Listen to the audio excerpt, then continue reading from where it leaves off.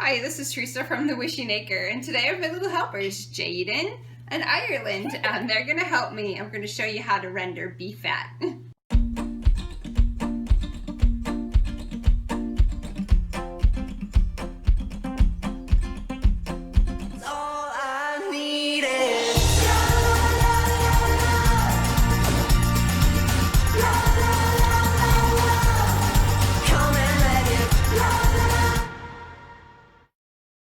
Alright, so in a previous video I showed you how to make, you want to show it to him, Ireland?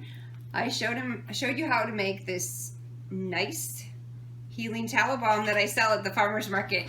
And so I had in there, about rendering beef fat to make the tallow. So I thought, oh, I'll just make a quick video because not everybody knows, that's kind of a homesteading skill that not everybody knows how to do. So Jaden and Ireland are going to help me today. So first you need some grass-fed 100% beef fat, so we're going to use that, and we're going to have to, I have 2 pounds here from my friend, so it can't be squeamish because there's a lot of little blood on it yet and stuff, so you can't be freaked out about that. Sorry all you vegan people out there. I'm going to touch that. You're going to touch that? Okay. So first we're just going to cut it up into small pieces, and it'll come in big chunks. So we're just going to put it in here. You want to help me, Jaden? All right. It's okay. You can wash your hands in a little bit. I want to put it in. You want to put it in too? I want to put this. Okay, so we got to make sure it's small enough. The smaller that you cut it, the more that you'll get out of it. Okay, you can put it in there. Okay, there you go, Jaden. Now the reason why grass-fed beef fat is so much better than a conventional fed cow is because of all the vitamins and minerals that a grass-fed beef cow gets. It has a lot more than other grain-fed cattle. So I wanted to do that. Okay, you can do the next one. And when you make this, so we're going to put it in our crock pot and we're going to let it just simmer, cook all afternoon. And this will cook and cook and cook. And then it's going to bring all the fat out of here, and we're going to strain it off. And then that's what you have left is going to be your beef tallow that you work with when you make the other lotion. So, all right, so we're just going to keep cutting this up. And we'll show you what that looks like in a minute.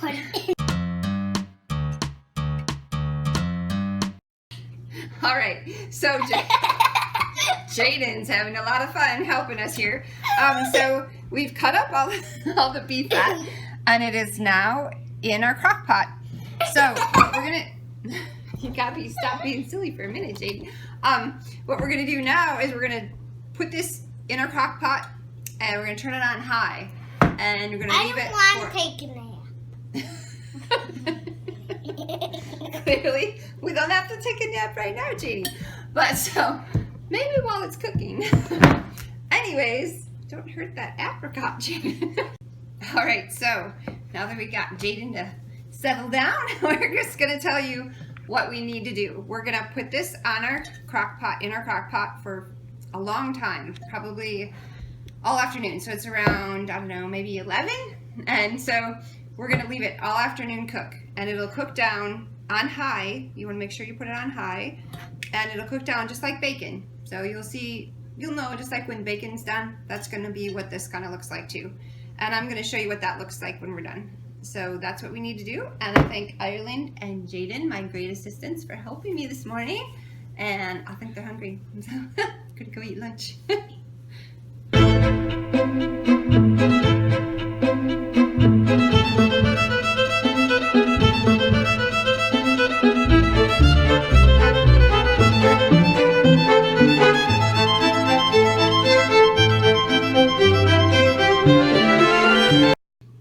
Alright, so it took from lunchtime to now it's right before supper, and I'm just going to kind of tip this up so you can see what happened here.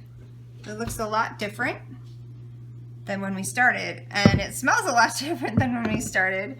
It has a very unusual, kind of distinct smell. My kids kind of don't like it, but anyways, it's just kind of like a hamburgerish smell.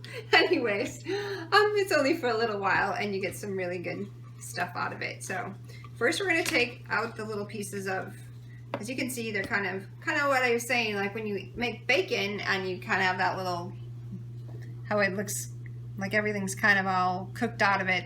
That's exactly what our fat looks like now.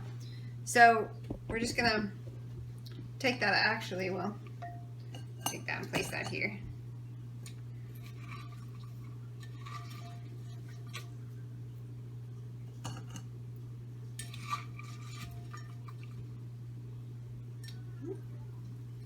Just going to try and strain this out. My bowl is still hot, so I don't want to touch that without using some hot pads. So it will take different amount of time depending on how much you start with, which I only had around 2 pounds of beef fat. So that will make me, enough for, last time you started with 2 pounds, we made 8 of our whipped tallow bombs. So it's going to kind of depend on how you mix things together. But the more beef fat that you have, the longer obviously it's going to take in your crock pot. So it took me 5.5 hours for 2 pounds. So just imagine if you have more than that, you're going to probably double the time for it to cook down. All right. So I just kind of put it in this first strainer. You're gonna strain it twice. And I have a little bowl down here that's catching on my melted tallow actually now. And I'm gonna put it in here. You could kind of press on that if you wanted to, but for time's sake I will not.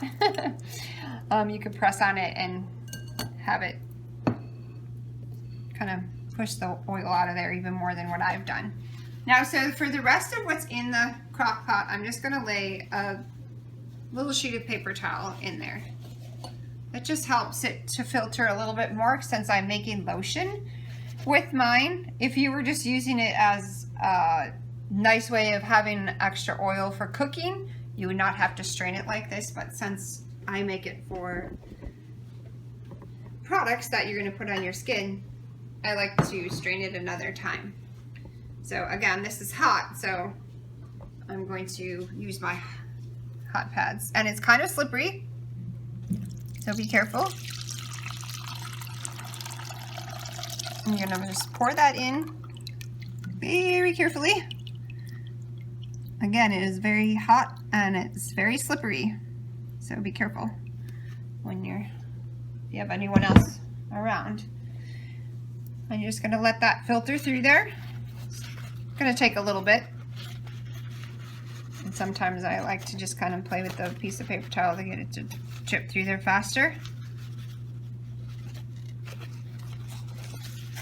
So these are the things that the old timers used to know how to do just because of growing up on the farm. They would take every bit of the animal and use every bit of the animal so that it didn't go to waste. And I think true to the homesteader spirit, you respect the animal and respect the life that it gave for you and don't waste it.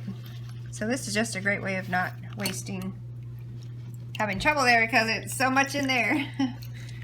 So I had to lift that up a little bit because it was sitting in the oil. So as you can see, most of the impurities left that were in there are still sitting in the paper towel now. So again, if you wanted to, squeeze it, you could put pressure on it and squeeze it. But again, for using it for healing lotion, I don't want that in there. I want that as clean as I possibly can. So I'm just going to leave that. And then so you can either ladle it into your jar or you can pour it into your jar at this point, or you can let it cool off for a couple minutes. Just be careful because it is still warm. So I guess I'm going to just try and pour it quickly.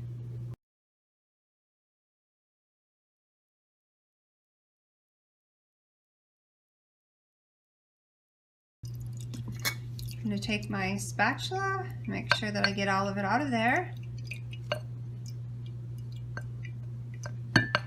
And this is basically it. It is not hard, pretty easy. Crock-pot does all the work except for you cutting it. All right, so now that it's in our jar, we are gonna put the cover on, and once I'm gonna put it into the refrigerator, but you can leave it on the counter. It will keep, it's perfectly fine and will stay on the counter and be just fine. But I put it in the refrigerators because I like to keep mine fresher because I'm making healing balm with it, so I like to just have it be really fresh. You're going to notice though something that happens to it as it cools off. So if you leave it on the counter or put it in the refrigerator, as it cools off, it's going to change color because it's going to change from liquid to more of a solid state, and it'll be creamy.